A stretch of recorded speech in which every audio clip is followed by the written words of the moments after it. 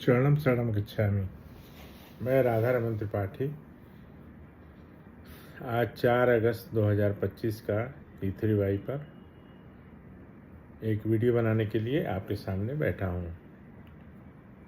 Video शुरू करने के पहले मैं 3 परमनाद करूँगा और उसके बाद आज स्टूडेंट्स के लिए, विद्यार्थियों के लिए एक्सक्लूसिव कैसे करना है पप्र और परम योग। वैसे पहले मैंने बनाया है वो, लेकिन फिर से रिपीट कर रहा हूँ किसी कारण से। तो सबसे पहले 3 परम नाद।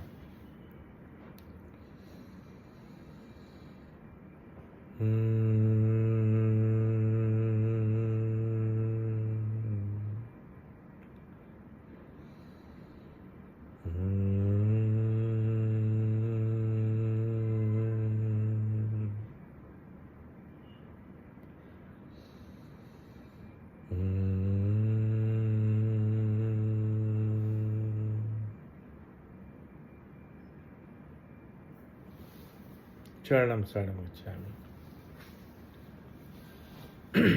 आज के समय में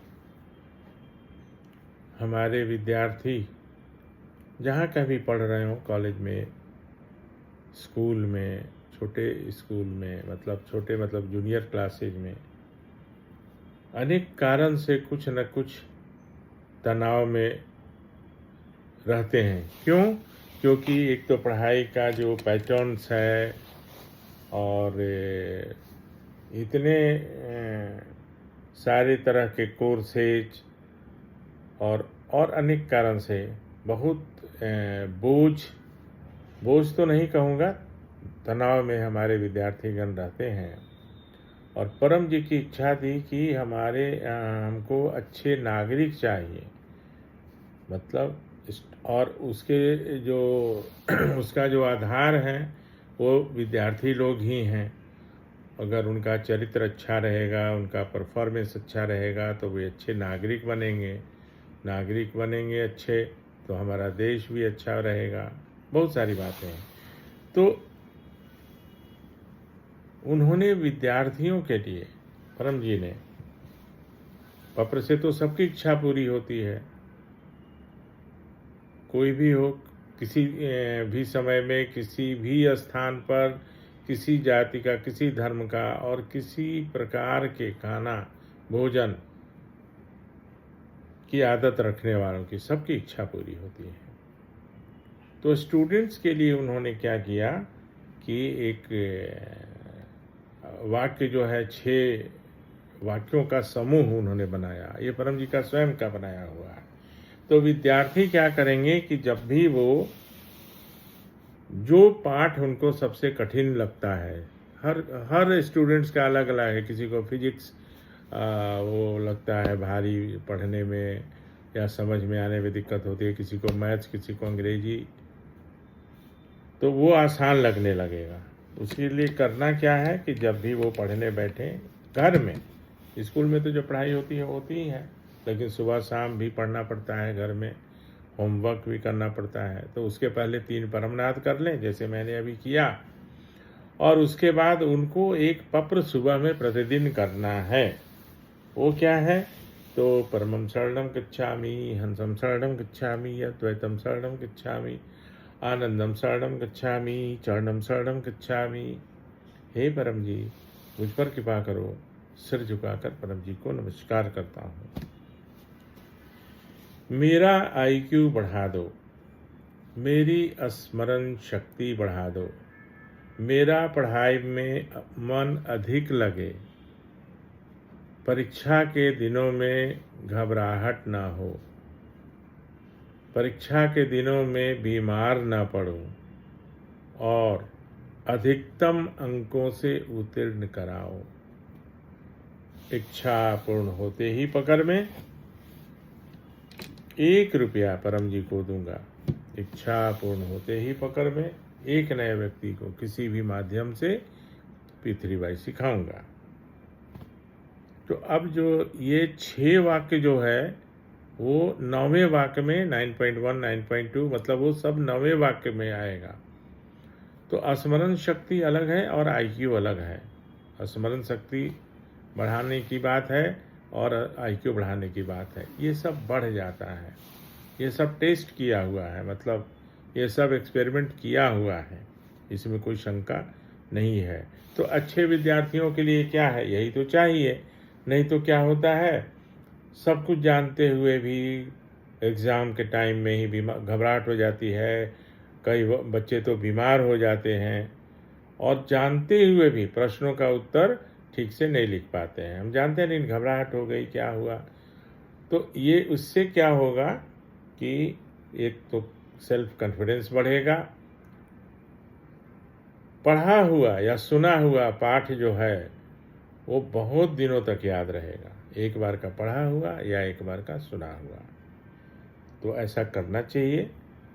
और 3 बातें जो परम जी ने कहा कि गप्पी, जप्पी और तप्पी को विद्या नहीं आती।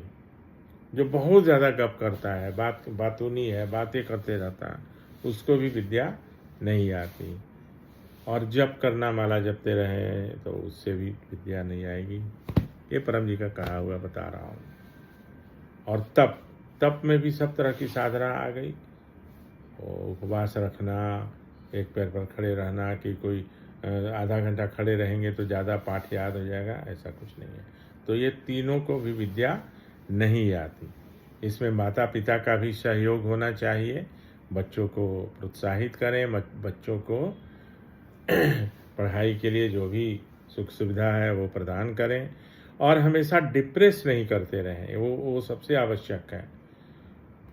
डिप्रेस नहीं करते रहने का मतलब है कि अरे उसको इतना नंबर आया, तुमको इतना क्यों आया। अरे ये कोई ज़रूरी नहीं है कि सबको बिल्कुल एक ही जैसा नंबर आया। तो अधिकतम अंकों से उत्तीर्ण कराओ, कहने का मतलब है कि परम जी का कि अधिकतम में 100 भी है, तो तुम मत बोलो कि 90% आए या 95% आए। तो ये तो एक साधारण बात हुई। अब पढ़ाई करके जाते हैं और एग्ज़ाम हॉल में क्वेश्चन पेपर मिलता है, अब पहले आंसर शीट मिलता है ना। उसके बाद आप नाम पता सब लिख लीजिए। क्वेश्चन पेपर जब मिले तो मन में नमस्कार कर दीजिए, परम जी आज मैं अधिक से अधिक सही उत्तर लिख सकूं, है ना, प्रश्नों का सही उत्तर लिख सकूं। और जो पढ़ा हुआ है, कभी कभी होता है ना कि जैसे आजकल ऑप्शनल्स भी आते हैं, जिसको ऑब्जेक्टिव टाइप बोलते हैं, कि एक ही क्वेश्चन के 4 आंसर हैं, उसमें एक करेक्ट होगा।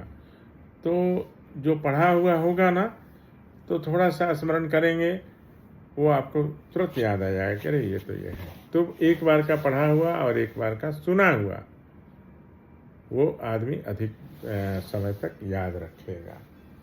तो विद्यार्थियों के लिए ये आवश्यक है।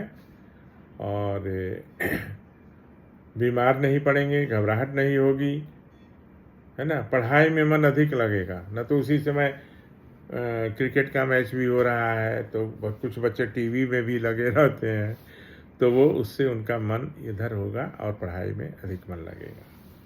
तो ये एक बेसिक चीज़ है जो मैंने बताई। इसके अलावा और भी अलग अलग तरीके से है, परम श्वास करने का भी है, और परम श्वास भी कर सकते हैं जब एकांत में नहीं हो तो। परम नाद और परम श्वास में अंतर वही है कि परम नाद में जो आंखें बंद होती हैं इसमें खुली रहेंगी और आवाज़ नहीं होगी, मधुमक्खी की तरह जो आवाज़ होती है वो नहीं होगी। तो ये मेरा कई स्कूलों में मैंने सिखाया है। दिल्ली पब्लिक स्कूल है, चिन्मया विद्यालय है, DAV public school, DPS Delhi, और भी कई विद्यालयों में हमने सिखाया है बच्चों को, और वे काफ़ी अच्छा परफॉर्म किए हैं।